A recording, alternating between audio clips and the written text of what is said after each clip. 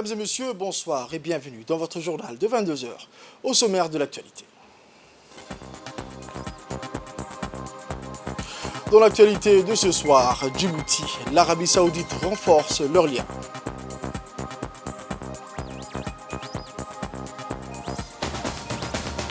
Au Kenya, à présent, l'Afrique et la Banque mondiale discutent des prêts concessionnels. Les détails dans ce journal de 22 heures. Mesdames et messieurs, le journal au complet à présent. Le président de l'Assemblée, son Excellence, M. Dilleta Mohamed Dilleta, a reçu ce matin le nouvel ambassadeur de la Turquie, son Excellence Erdal Sarbi Ergen, à Djibouti. D'emblée, le président de l'Assemblée nationale s'est félicité des relations particulières entre les deux pays et principalement de l'apport continu des ambassadeurs qui se sont succédés à Djibouti pour soutenir les relations avec ce grand pays frère, la Turquie. Le diplomate turc s'est lui aussi félicité des relations multisectorielles entre les deux pays et a réitéré sa disponibilité à tout faire pour développer davantage les relations. Il a par ailleurs évoqué le soutien que la Turquie apportera prochainement aux travaux de l'OCI en Turquie pour la candidature du ministre des Affaires étrangères djiboutien, son Excellence M. Mohamed Ali Youssouf, à la présidence de l'Union africaine en février 2025. Toujours le président de l'Assemblée nationale, l'honorable Dilleta Mohamed Dilleta, a reçu ce matin également le nouvel ambassadeur de la République du Soudan à Djibouti, son Excellence M. Mohamed Seïd Hassan. Les liens séculaires tissés par le fil de l'histoire de la culture des deux peuples frères ont été au menu de ces discussions. Les deux parties ont évoqué la nécessité absolue du retour de la paix au Soudan afin d'éviter davantage de souffrances et l'effondrement potentiel de cette grande nation. Le président de l'Assemblée nationale a exhorté l'IGAD avec l'Union africaine à intervenir fermement pour rétablir la paix. Le diplomate soudanais a vivement souhaité le retour de la diplomatie soudanaise afin qu'elle puisse soutenir la candidature de notre ministre des Affaires étrangères, son Excellence M. Mohamed Ali Youssouf, à la présidence de la Commission de l'Union africaine en février 2025. Notons que Ismaël Goulal, secrétaire général de l'Assemblée nationale, et Ali Hamdan, conseiller aux affaires arabes, étaient présents à cette audience. Dans sa déclaration, le ministre du Travail a souligné en premier lieu dans une déclaration l'engagement constant en faveur de l'amélioration des conditions de travail et de la protection des droits des travailleurs en corrélation avec la vision du président de la République, El-Hadj Ismaël Omar Guelleh. Voici la déclaration en cette occasion du fête de travail, le 1er mai, le ministre du Travail. Chers compatriotes, à l'occasion de cette journée internationale du 1er mai, fête du travail et des travailleurs, je voudrais vous souhaiter au nom du président de la République, de celui du gouvernement et en mon nom propre, une bonne et heureuse fête avec vos familles. C'est également avec un grand plaisir que je m'adresse à vous aujourd'hui à l'occasion de la journée internationale des travailleurs sous le thème « Unis pour que nos voix portent ». Ce thème met en lumière l'importance de l'unité et de la solidarité dans la défense des droits des travailleuses et des travailleurs. Il souligne que lorsque nous sommes unis, nos voix peuvent porter loin et avoir un impact significatif sur les conditions de travail et la qualité de vie des centaines de milliers de personnes à travers notre cher pays Djibouti. Le monde du travail connaît actuellement des bouleversements majeurs liés à la transformation numérique, au changement climatique et aux crises sanitaires telles que celles engendrées par la pandémie de Covid-19. Face à ces défis, il est crucial que nous restions soudés et que nous agissions ensemble pour garantir des transitions justes et équitables vers des économies durables et résilientes. Notre gouvernement reconnaît pleinement le rôle vital joué par les femmes et les hommes qui composent notre force laborieuse. Nous sommes fermement attachés à la promotion des droits fondamentaux au travail, notamment la liberté syndicale, les droits à la négociation collective et à l'élimination de toute forme de discrimination et de harcèlement. Je tiens à souligner notre engagement constant en faveur de l'amélioration des conditions de travail et de la protection des droits des travailleurs en corrélation avec la vision du président de la République, El Hadji Ismaïl Omar Guelleh. En effet, grâce à la mise en œuvre des politiques et des réglementations adaptées, nous avons pu renforcer la sécurité et la santé au travail, garantir des salaires décents et promouvoir l'égalité des chances pour tous les travailleurs sans discrimination. Nous continuerons à investir dans l'éducation, la formation et le développement des compétences, car nous sommes convaincus que cela constitue la clé pour préparer notre population active. Chers concitoyens, travailleuses, travailleurs, la Journée internationale des travailleurs est également une occasion privilégiée de rendre hommage aux sacrifices consentis par celles qui nous ont précédés. Leur combativité et leur détermination a permis d'obtenir des acquis considérables que nous devons préserver et valoriser. Le 1er mai de chaque année nous donne également l'occasion de réfléchir aux progrès que nous avons accomplis en matière de protection sociale. En deuxième lieu, le ministre du Travail a mis en avant l'extension de la couverture sociale par la CNSS, soulignant l'engagement envers l'équité et la solidarité sociale. A élargi la couverture sociale à de nouveaux groupes de travailleurs, permettant ainsi à un plus grand nombre de bénéficiaires de profiter des prestations en matière de santé, de maternité, d'invalidité et de vieillesse. Cette extension témoigne de notre engagement à promouvoir l'équité et la solidarité sociale. En outre, la CNSS a continuellement amélioré les prestations offertes aux assurés en augmentant les montants des allocations et en réduisant les délais de traitement des demandes. Ces améliorations contribuent à renforcer la confiance des travailleurs et des employeurs dans les systèmes de sécurité sociale.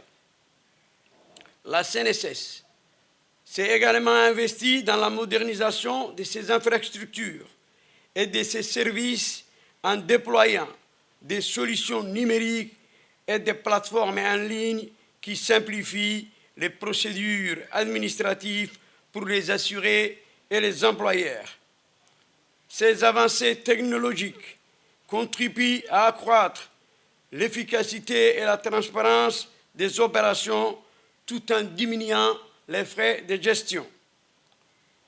Je ne manquerai pas non plus de mentionner l'engagement en matière d'assistance et de solidarité conformément à la vision du président de la République qui s'est traduit par le soutien et une prise en charge complète apportée à nos compatriotes lors des évacuations sanitaires nécessitant des soins spécialisés dans des hôpitaux étrangers. Chers compatriotes, Djibouti a connu des avancées significatives en termes d'emploi au cours de ces dernières années. Le gouvernement a mis en place des politiques visant à promouvoir l'emploi des jeunes qui représentent une grande partie de la population active. Des programmes de formation professionnelle ont été développés pour répondre aux besoins du marché du travail et améliorer l'employabilité des jeunes. En outre, le secteur privé a connu une croissance importante, créant ainsi de nouvelles opportunités d'emploi. Les investissements étrangers ont afflué dans des secteurs clés tels que les infrastructures, la logistique et le tourisme, générant ainsi de nouveaux emplois directs et indirects. Le gouvernement a également pris des mesures pour encourager l'entrepreneuriat et l'auto-emploi. Des incitations fiscales et des subventions ont été mises en place pour soutenir les petites et moyennes entreprises, ce qui a permis de créer de nouveaux emplois et de stimuler la croissance économique. La République de Djibouti entretient des relations étroites avec le Bureau international du travail, PIT, depuis de nombreuses années. Le pays a ratifié plusieurs conventions du PIT dans le but d'améliorer les conditions de travail et de promouvoir les droits des travailleurs.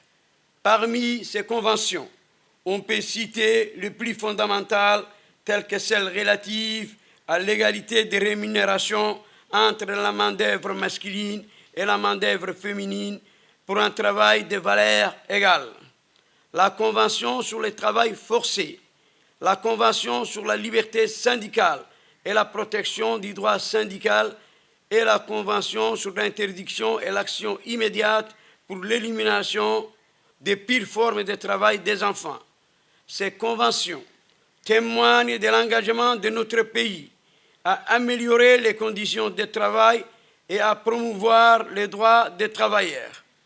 Nous collaborons également avec le PIT sur divers projets visant à promouvoir le travail décent et à renforcer les capacités des institutions nationales en matière de gestion du travail. Ces relations étroites entre Djibouti et le PIT contribuent à améliorer les conditions de travail et à promouvoir les droits des travailleurs. Enfin, le ministre Omar Abdi Saïd a souligné la collaboration étroite avec le Bureau international du travail et la ratification de plusieurs de ces conventions pour améliorer les conditions de travail et promouvoir les droits des travailleurs, illustrant ainsi notre engagement envers les normes internationales du travail.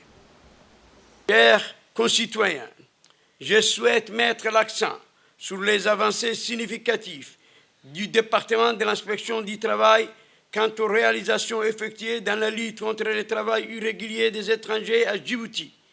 Grâce à une approche proactive et une collaboration étroite avec les autorités compétentes, les employeurs et les travailleurs, l'inspection du travail a pu identifier et sanctionner les entreprises qui emploient des travailleurs étrangers sans autorisation de travail valide. Grâce à ces efforts, l'inspection du travail a pu réduire significativement le nombre de travailleurs étrangers en situation irrégulière à Djibouti, contribuant ainsi à la protection des droits des travailleurs et à la promotion d'un marché du travail équitable et réglementé. En outre, permettez-moi de saluer le courage et l'engagement du patronat qui joue un rôle vital dans la création d'emplois et la croissance économique de notre pays. Les entrepreneurs et les chefs d'entreprise sont des partenariats incontournables dans notre quête d'une société plus inclusive et prospère. Chers compatriotes, mesdames et messieurs, je profite de l'occasion qui m'est donnée un séjour de fête de travail pour vous annoncer de la transition prochaine de notre système actuel de paiement des pensions de retraite trimestrielles à un nouveau mode de versement mensuel. Cette réforme vise à améliorer votre bien-être financier et à faciliter la gestion de vos finances quotidiennes. Dorénavant, nos compatriotes à la retraite percevront leur pension chaque mois, ce qui signifie qu'ils disposeront d'un revenu stable et prévisible sur une base mensuelle. Ce changement leur permettra de planifier plus facilement les dépenses courantes et de vivre plus confortablement. Sachez que notre gouvernement est engagé à fournir des prestations de retraite équitables et fiables à tous les retraités de notre pays. Nous espérons que cette réforme apportera une valeur ajoutée significative à leur quotidien et qu'ils continueront à profiter pleinement d'une retraite bien méritée. Travailleuses, travailleurs, permettez-moi donc de vous inviter instamment à vous joindre à moi pour célébrer cette journée spéciale en honorant les contributions essentielles de tous les travailleurs et en réaffirmant notre engagement indéfectible en faveur d'une société plus juste, plus égalitaire et plus solidaire. En célébrant le 1er mai, nous honorons la dignité du travail et renforçons notre solidarité envers tous les travailleurs en nous efforçant de construire un avenir meilleur et plus équitable pour tous. Travaillons ensemble, unis pour que nos voix portent haut et fort et façonnons un avenir radieux pour tous les habitants de notre beau pays, Djibouti. Bonne fête de travail à toutes et à tous. Vive la République de Djibouti. Un communiqué de la part du ministre de l'Intérieur à l'avènement du fait de travail. Un communiqué qui communique que la journée du mercredi 1er mai 2024 sera une journée fériée, chômée et payée. Cette journée correspond donc à la fête du travail. Et donc, actualité mentionnée dans les titres, une délégation djiboutienne de haut rang dirigée par le ministre de l'économie et des finances, son excellence M. Ilyes Moussa Dawali, est actuellement en mission à Riyad, au Royaume d'Arabie Saoudite, pour assister aux assemblées annuelles du groupe de la Banque islamique du développement. Accompagné des cadres éminents du ministère du Budget, du ministère de l'économie et des finances, notamment le secrétaire général M. Simon Mebratou, ainsi que les directeurs de la dette et du DFE, respectivement M. Abdrahman Abdiaden et M. Ali Mohamed Ali. Le conseil des gouvernements de la BID, qui s'est tenu le lundi 29 avril, coïncide cette année avec le jubilé d'or de l'institution, sous le thème évocateur « Chérir notre passé, tracer notre avenir, originalité, solidarité et prospérité ». Le ministre Ilyes Moussa Dawali s'est exprimé avec enthousiasme lors de son intervention, saluant la mise en place d'une fenêtre concessionnelle pour le conseil de gouverneurs destinée à soutenir les projets de développement dans les pays à faible revenu membres de la BID, en vue de lutter contre la pauvreté. Cette rencontre a vu la participation des ministres de l'économie, de la planification et des finances de 57 pays membres de la BID, offrant ainsi une plateforme propice au renforcement des relations économiques et à l'optimisation de la coopération avec les institutions financières partenaires. Par ailleurs, les assemblées annuelles ont été l'occasion de célébrer le jubilé d'or de la BID dans la ville de Riyad, berceau de l'institution il y a 50 ans. Une commémoration chargée d'émotions, honorée par la présence de son Altesse royale le prince Salman Ben Abdelaziz Al Saoud, rappelant ainsi les modestes débuts et les accomplissements remarquables de la BID au fil des années. Toujours à Riyad, la capitale de l'Arabie Saoudite, où la même délégation djiboutienne continue ses rencontres. C'est une atmosphère d'échange empreinte de cordialité et de vision commune qui a régné lors de la récente rencontre avec les hauts responsables du Fonds saoudien de développement, la FSD. Cette réunion, bien au-delà de ses aspects formels, a été l'occasion d'approfondir les relations solides entre Djibouti et l'Arabie Saoudite à travers le prisme du développement économique et social. Menée par le ministre de l'économie et des finances, M. Ilyes Moussa Dawali, ces délégations djiboutiennes composées des cadres du ministère du Budget et du ministère de l'économie et des finances a trouvé une oreille attentive auprès du président du FSD, M. Sultan Ben Abdrahman Al-Marched, et de son adjoint Faisal Al-Khatani.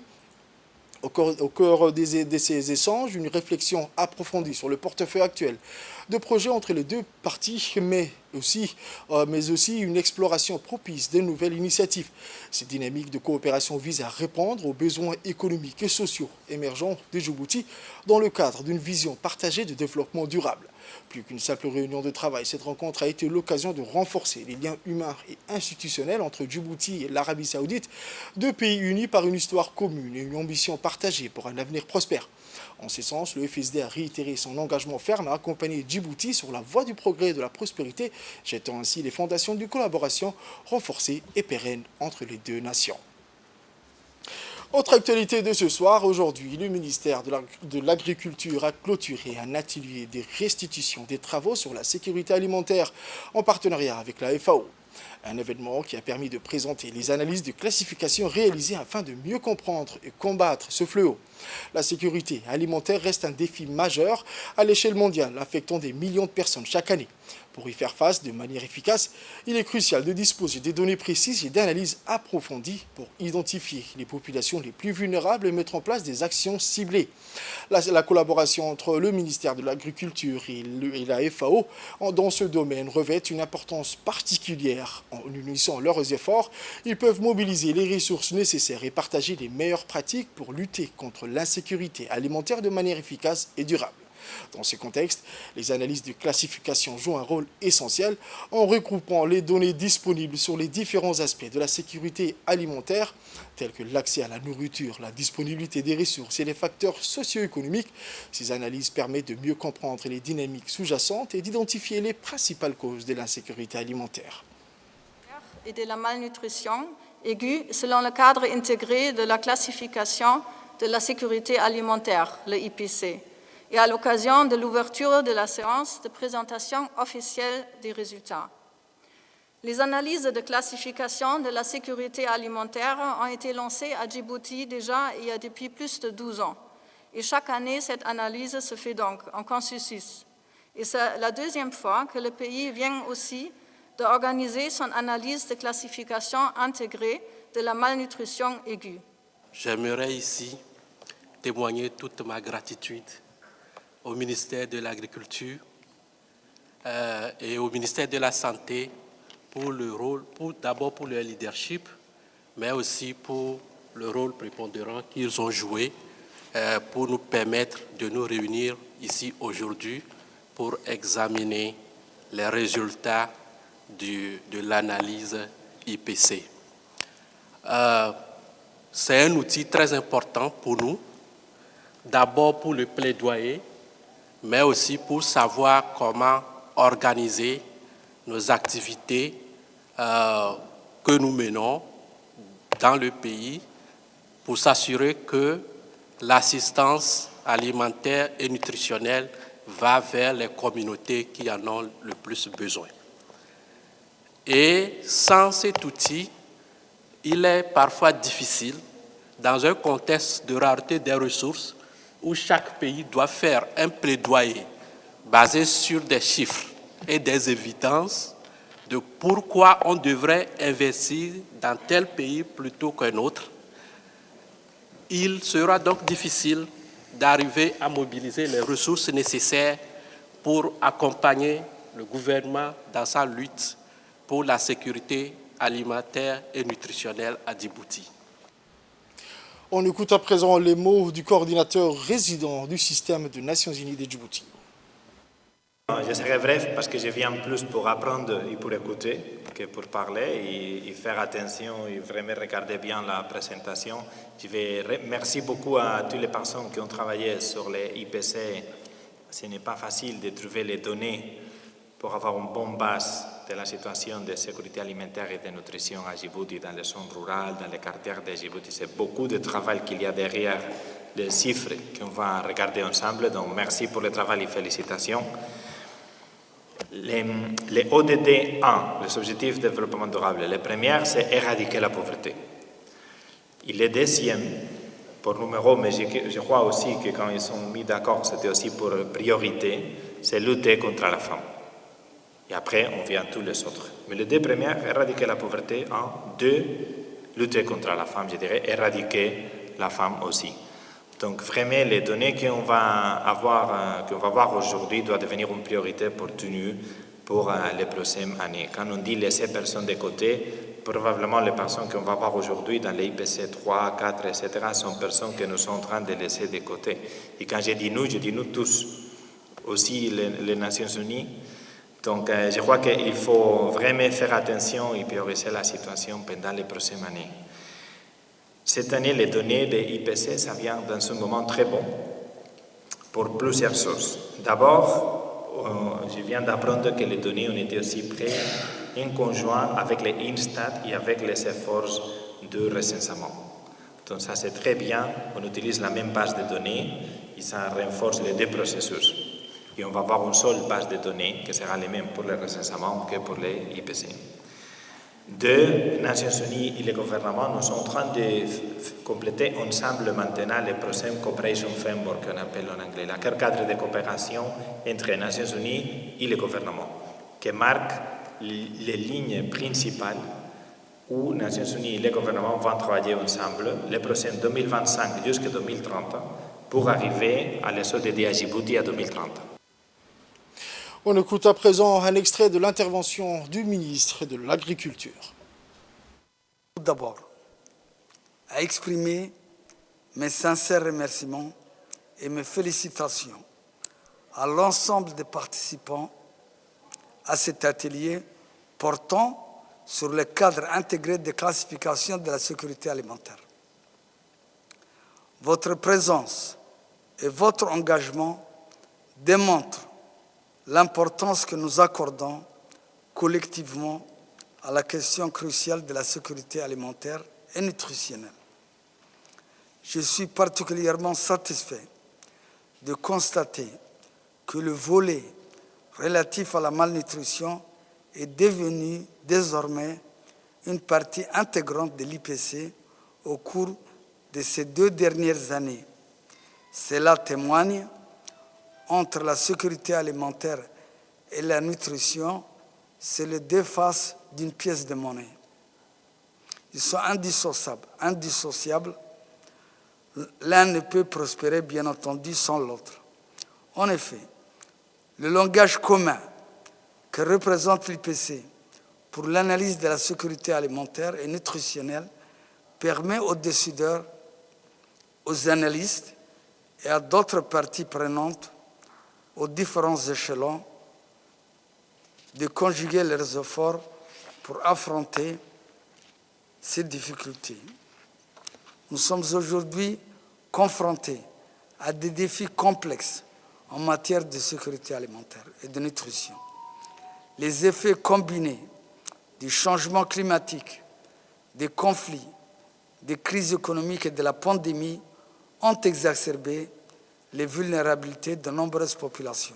Nous sommes confrontés à ces défis complexes parce qu'il est impératif que nos politiques et nos actions intègrent pleinement les dimensions de la sécurité alimentaire et d'agir de façon multidimensionnelle de la sécurité alimentaire.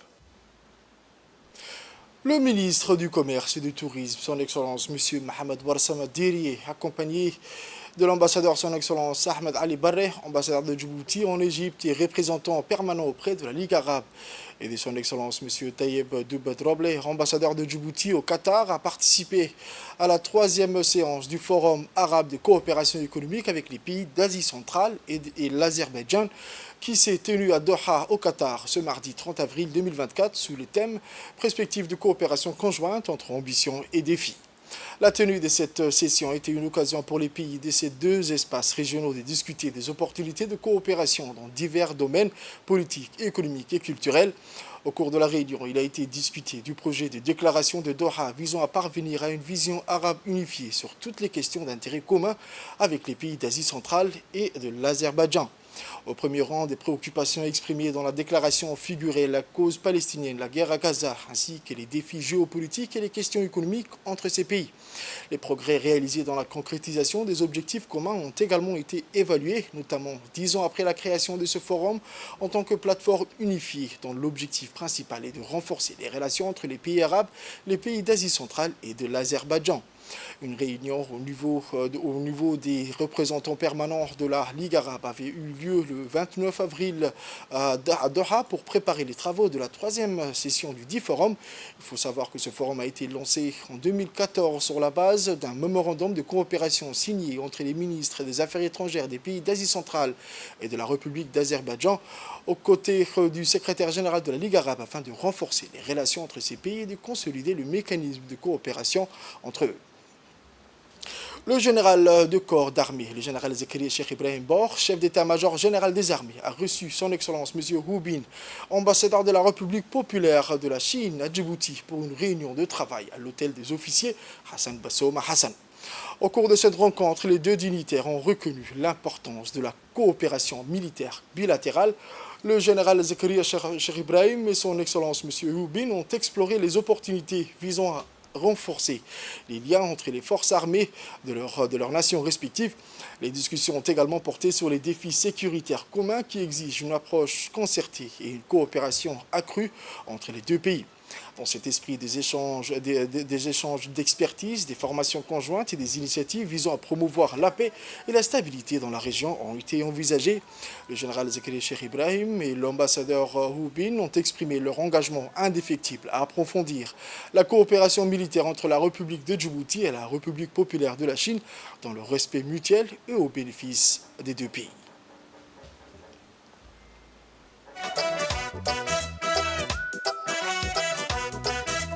tahay askariyo inaad tahay taaliki gobaanimada ugu biyo calankiyo arladu kiyirkanaye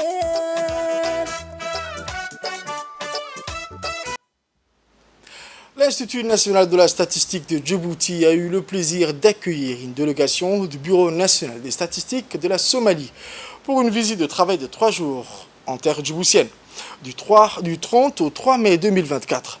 Cette réunion s'est déroulée ce matin à l'hôtel Sheraton, une visite d'étude du Bureau national des statistiques de la Somalie qui permettra d'apprendre de l'expérience de l'INSTAD en matière de recensement.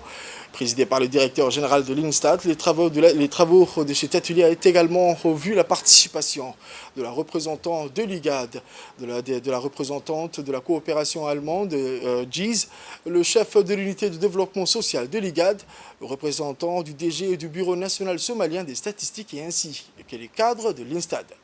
L'objectif principal de la mission est de tirer parti de l'expérience de l'Institut national des statistiques de Djibouti dans la réalisation et la gestion des recensements afin d'acquérir de nouvelles compétences et connaissances. Ces travaux de cet atelier visent à acquérir des connaissances sur les dernières méthodes et technologies de recensement, identifier les défis et les meilleures pratiques pour mener des recensements dans des contextes difficiles et touchés par des conflits, mais aussi renforcer les capacités du personnel du Bureau national des statistiques de la Somalie pour mener à bien le recensement de 2024. Cette visite d'étude peut favoriser la collaboration entre les États membres de l'IGAD en ce qui concerne le recensement, l'interopérabilité des données et des partages d'expériences. Pour plus de détails, on écoute le directeur général de l'INSTAD. C'est un grand honneur et un réel plaisir de vous accueillir aujourd'hui pour cet échange d'expériences entre nos deux pays voisins, frères et amis. En tant que représentants de nos nations respectives, nous avons la formidable opportunité de partager nos connaissances, nos pratiques et nos réussites pour un bénéfice mutuel. L'échange d'expériences entre nos pays revêt une importance cruciale dans un monde de plus en plus interconnecté. En apprenant les uns des autres, nous avons la possibilité d'enrichir nos perspectives, d'améliorer nos politiques et renforcer nos relations entre nos deux pays frères. C'est dans cet esprit de collaboration et de partage que nous nous réunissons aujourd'hui. Nos deux pays ont beaucoup de points en commun, mais aussi beaucoup à apprendre l'un de l'autre, que ce soit dans les domaines de la statistique, de l'éducation, de la santé, de l'économie ou de l'environnement. Nos expériences et nos pratiques peuvent servir de source d'inspiration et de motivation pour relever les défis auxquels nous sommes confrontés. En partageant nos réussites, nos échecs et nos leçons apprises, nous pouvons établir des points solides et durables entre nos nations. Ensemble, nous pouvons travailler main dans la main pour construire un avenir meilleur pour nos concitoyens et pour les générations futures. Je vous encourage donc à profiter pleinement de cette opportunité d'échange, à poser des questions, à partager des idées et à tisser des liens avec vos homologues djiboutiens. Vous avez devant vous vraiment l'équipe des recensements, mais aussi tous les staffs de l'INSTAD, aussi bien en économie que en informatique. Et ensemble, nous pouvons ouvrir de nouvelles perspectives, stimuler l'innovation et construire un avenir plus prospère et plus harmonieux pour tous. Autre actualité de ce soir, un jeune universitaire et influenceur kényan dénommé Faisal Abdullahi Abdi, engagé dans la sensibilisation à la scolarisation universelle et à la promotion de l'éducation et de la paix, est arrivé en terre djiboutienne. Parti du Kenya, son pays d'origine, il a parcouru à vélo l'Éthiopie et la Somalie avant d'arriver ce matin à Djibouti, où il est rentré par le Ada. Accueilli par un comité d'accueil composé des cyclistes professionnels de la garde républicaine, des hauts cadres du MENFOP et de l'université de Djibouti. Peu après son arrivée, il s'est rendu à Vélo Arta où il débutera son périple qui le conduira successivement dans certaines localités des 5 régions de l'intérieur.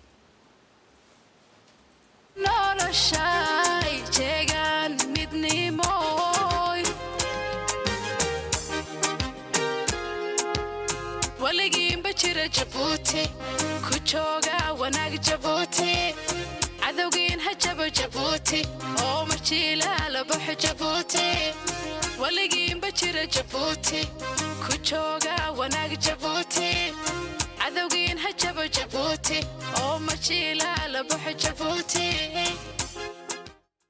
Originaire d'un milieu rural au Kenya, le jeune influenceur a été témoin des défis auxquels sont confrontées les communautés en matière d'accès à l'éducation.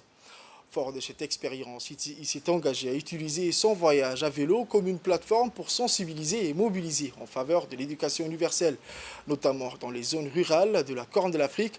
Sa conviction profonde envers le pouvoir transformateur de l'éducation l'a incité à entreprendre ce périple audacieux afin de transmettre un message d'espoir et d'opportunité à ceux qui en ont le plus besoin.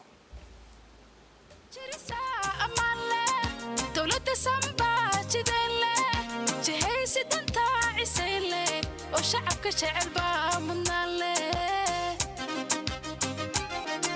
ما دحدا جريسا امان له منا له ما دحدا جريسا امان له دولة سامبا جدين له جهيسي تنتا. Au-delà de la sensibilisation à l'éducation, le jeune influenceur consacre également une part importante de son voyage à vélo à promouvoir la paix et la compréhension intercommunautaire dans une région souvent marquée par les conflits et les tensions. Son message de tolérance et de coexistence pacifique résonne profondément. En rencontrant des communautés locales, en partageant des histoires inspirantes et en encourageant le dialogue, il œuvre pour créer un environnement propice à la construction d'un avenir harmonieux, prospère pour tous. Le préfet de la région d'Artar a tout d'abord souhaité, dans une réaction, la bienvenue au jeune influenceur Faisal qui a parcouru un long périple depuis son pays natal, le Kenya. Le préfet a par la suite félicité le jeune universitaire pour son initiative et son engagement à utiliser son voyage à vélo comme une plateforme pour sensibiliser et mobiliser en faveur de l'éducation universelle, notamment dans les zones rurales de la Corne de l'Afrique. Enfin, le préfet lui a souhaité bonne chance pour le reste de son programme dans l'ensemble du territoire national.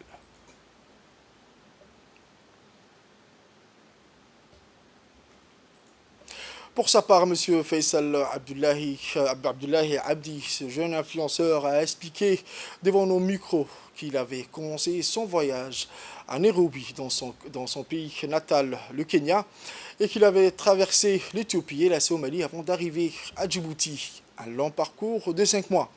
Il a ajouté qu'il entend faire de son périple à vélo une vitrine pour susciter une prise de conscience et une sensibilisation à l'éducation universellement répandue, en premier lieu dans les zones rurales de la Corne de l'Afrique. Il a ajouté que sa conviction inébranlable du potentiel de transformation de l'éducation l'a motivé à faire ce voyage audacieux afin d'apporter un message porteur d'espoir et d'opportunité à ceux qui en ont le plus fortement besoin. Il a ensuite déclaré qu'il était impatient de mieux connaître la République de Djibouti et sa communauté qui est réputée pour son esprit d'hospitalité, de convivialité et de solidarité.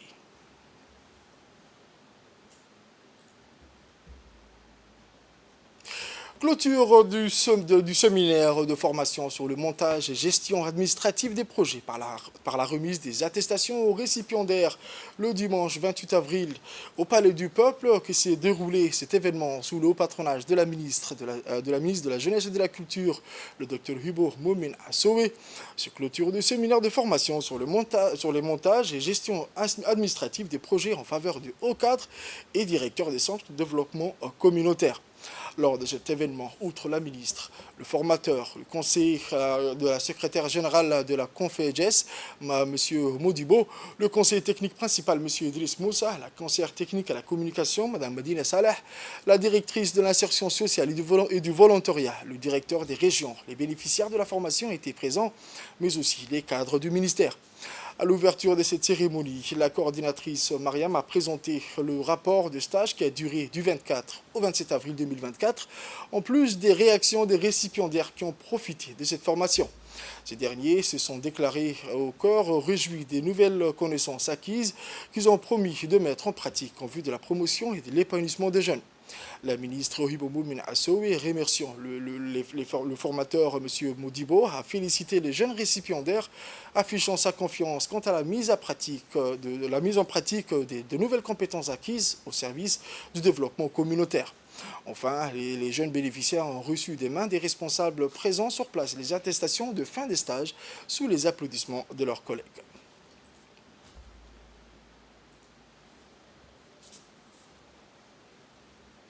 Je vous emmène au nord à présent, à Tadjoura, où une délégation de la Banque pour le commerce et l'industrie de Mer Rouge, dirigée par M. Frédéric Samu, directeur commercial, a eu le privilège de se rendre à Tadjoura, la ville blanche, pour une rencontre fructueuse avec les commerçants locaux. Cet événement organisé dans un esprit de proximité et de collaboration a été honoré par la présence du préfet, M. Mohamed Ahmed Abbas, le préfet de la région de Tadjoura, ainsi que d'autres autorités locales et commerçants. Cette initiative témoigne de l'engagement profond de la BCIMR envers les acteurs économiques de la région de Tadjoura. En établissant ce contact direct avec les commerçants locaux, la BCIMR démontre sa volonté inébranlable de contribuer activement à leur succès et au développement économique de la région. La rencontre a été l'occasion d'échanger sur les défis et les opportunités auxquels sont confrontés ces commerçants, ainsi que sur les solutions financières et les services bancaires adaptés à leurs besoins. La présence des autorités locales a également permis d'approfondir la collaboration entre la BCIMR et les institutions gouvernementales dans le but de soutenir efficacement le tissu économique local. Je voudrais vous redire combien il est important pour nous d'être votre première banque, de vous accompagner sur tous vos projets, que ce soit vos projets à titre particulier ou pour vos différents commerces et différentes entreprises.